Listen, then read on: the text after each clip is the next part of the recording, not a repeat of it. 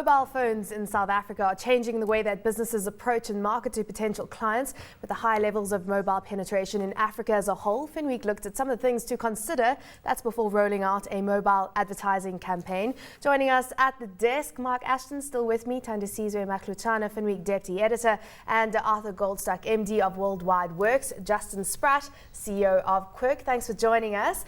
Marc, very quickly, your thoughts on the mobile advertising revolution. Is it taking place? So I was intrigued. Yesterday I landed at Cape Town Airport. I go to the hire car place and I look back at the airport, and Abs has got this massive thing running down the side of the airport side saying, "We finally got an app. It's here. Glory, hallelujah."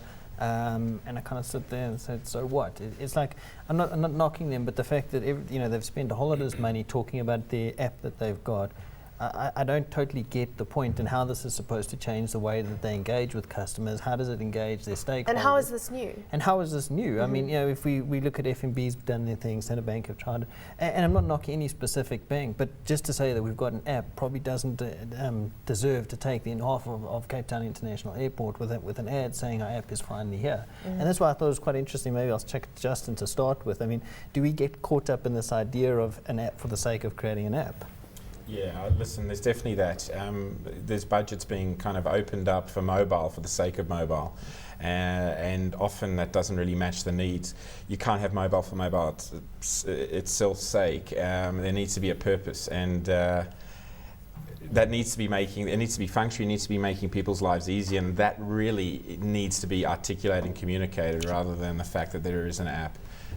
There's a lot of these so-called white elephant mobile applications being built where nobody's coming to. So how often do you come across that? I mean, what are your thoughts on the white elephants in the mobile app world? That's pretty common. I've got to say there's still this feeling of, we have a website. Let's advertise the fact that we have a website. Wow, it's like saying we've got a building, we have a head office. It's like saying we're a company, we do things, exactly. make products. That's really what it comes down to. These are standard features of your customer service. They're standard channels, or they should be. And if you're treating it as a revolution in the business, you're really showing how far behind the times or how far behind the competition you really are. Yeah, and this is where you go jump in there. It's very interesting, and I suppose my experience is a little bit linked to Marc's experience. Recently, I went down to the Eastern Cape, and I happened to be at the same bank where Marc is talking about, and the service was not good. And so now they've got this mobile app. Does a concept of a mobile app, is it intended to replace the bad service that I get at the main branch? Well, that's a good thing if it does do that. Yeah, you've got to look at what some of the banks are doing inside their apps. It's not an app for an app's sake, but you take Nedbank, which doesn't really get the credit it deserves. I'm not a customer, by the way, but they don't get the credit they deserve for the security that they've built into their app. I think they've had 2 frauds in total in the past 18 months through their mobile banking service, because they take the security side of it so seriously. When you look at the whole SIM swap fraud that's going on, for example, the banks aren't really focusing on how to prevent that, but you find that is built into the way Nedbank have approached the building of their app. So there are benefits to be had if that is the approach that the bank is taking, rather than simply saying we have an app. Does an app have a lifespan, or a mobile marketing campaign have a lifespan? Because the way I get it, and I mean, I've read a couple of these Harvard articles around it, it seems to suggest running it for a specific campaign, specific project, get it, measure it, get a result, and then decide, hey, we can do this again. I mean, what's the thinking when you put something together, when somebody comes to you and says, we've got bucks, what do we do with it? Yeah, so the problem is that a lot of people believe that being in the mobile space is the marketing communication. It comes back to your original point. The reality is it's actually about what that mobile does. We often find ourselves talking about the technology and forgetting about what it actually does. And in South Africa, and particularly Africa, mobile is very functionary, or in fact that's where the promise lies, in making sure people in rural areas and disparate areas can access important financial instruments, whether it's transfers of money or banking. And that's really what's important about this. Unfortunately, the communication isn't that, and I guess it's probably looking at the the demographic that you're targeting. So Cape Town International Airport's probably a slightly more well-heeled economic participant.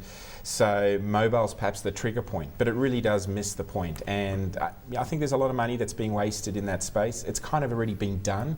What we should be trying to do is articulate a message about how it makes South Africans' lives easier and better, considering your point, where the banking can be incredibly frustrating. That entire banking experience, call center experience, is incredibly frustrating, and the internet is there to disrupt.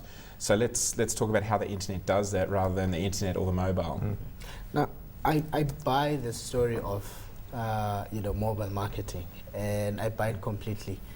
Because we know everyone uses a cell phone to access certain things. I mean, I find that sometimes you use a cell phone more than you use your actual computer or your laptop in the office.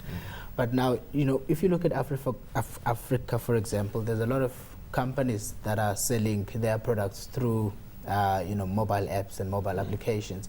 Now, you take that specific market and you look at how literate they are in terms of technology, or you take it home, bring it home, look at the Eastern Cape and you look at how literate that market is in terms of technology.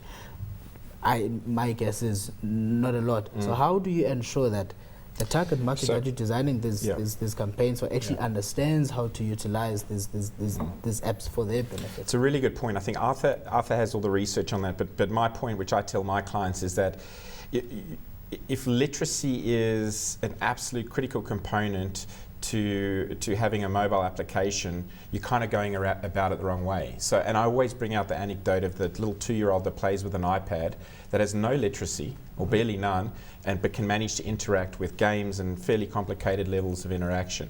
And so for me, the people that are designing the best applications and the best features are those that kind of jump that hurdle or get around it. And there are a lot of ways you can do that. It's around that user experience kind of space where there's a lot of design and anthropology and cultural elements that go into it. But there's certainly, and that's where mobile is powerful, because you have a very human interface, or in fact we're getting to a very human interface where there'll be haptics and kind of sensory experience through this, which will also help that experience. We don't want the literacy to be a barrier, and I think mobile of any technology is kind of can help us with that promise more than any. So that's why it's exciting. But yeah, I mean, maybe I'll check it out. I agree with Tandi there in that I don't. I find it very invasive when somebody uses my mobile device as something just to pump, at its very simplest thing, SMS to me. If I want to receive something cool, I've opted in for it.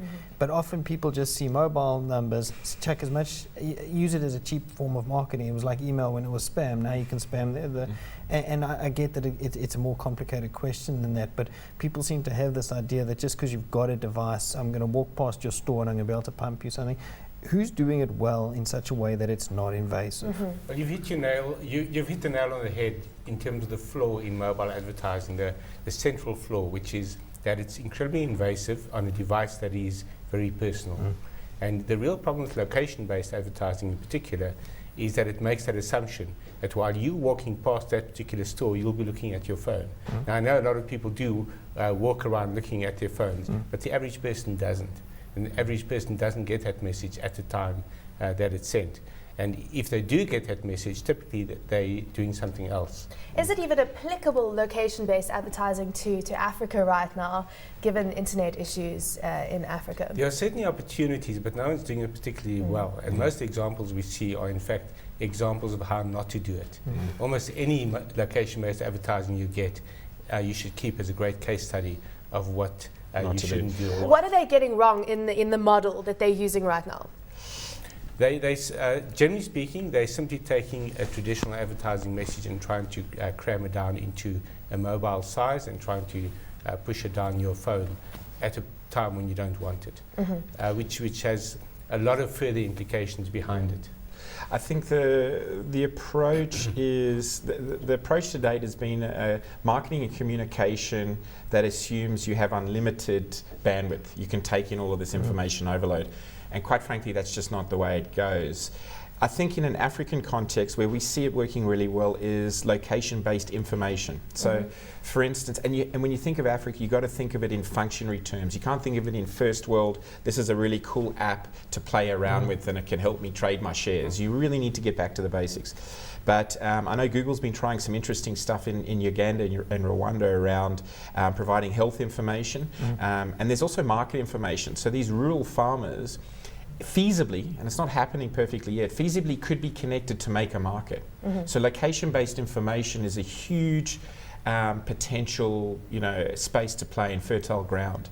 The way in which we're doing it now, you're having to check in everywhere you go, or you allow someone to monitor you on a big brother basis, and it tracks where you go and it'll insert marketing and communications. I mean, that's just really dumb. I think I was reading. Do you think that? Because there are a lot of companies that are investing money in this. There are a lot of startups that are looking at ways to say, okay, well, we'll sign on, say, McDonald's, and McDonald's has a voucher for you because they know that you shop at McDonald's. You're walking in the vicinity of McDonald's, and then you get pushed this advertising message. I personally think that's super dumb. I think there's a very short runway on that, simply because what makes you more compelling than thousands of other proprietors, and at which point that becomes noise. And then you compete on price on who's giving the bigger voucher.